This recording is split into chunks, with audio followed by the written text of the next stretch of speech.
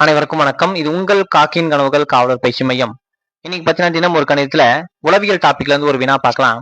ஒரு குடும்பத்தில் ஒரு பெண், அவரது கணவர், அவர்களுக்கு 4 மகள்கள், அவர்களின் கணவர்கள் மற்றும் ஒவ்வொரு மகள் குடும்பத்திலும் 5 குழந்தைகள் உள்ளனர் எனில் குடும்பத்தில் மொத்தம் எத்தனை உறுப்பினர்கள் உள்ளனர்னு கேக்குறாங்க.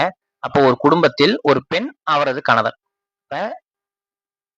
மனைவி, கணவர் ஒரு குடும்பத்துல இருக்காங்க. அடுத்து அவர்களுக்கு 4 மகள்கள். எத்தனை மகள்கள்? 4 மகள்கள்.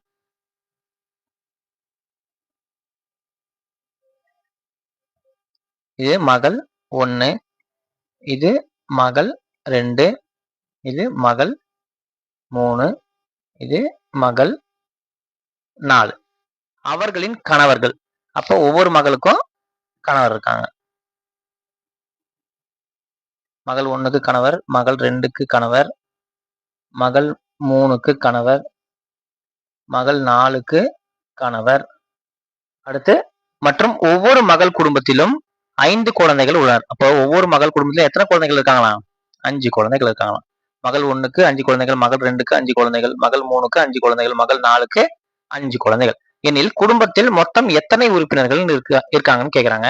அப்போ மனைவியும் கணவரும் சேர்ந்து 2 பேரு. அப்புறம் மகள்கள் எத்தனை? 1, 2, 3, 4 மகள்கள் 4. அடுத்து அந்த மகளுக்கு கணவர் இருக்காங்களா?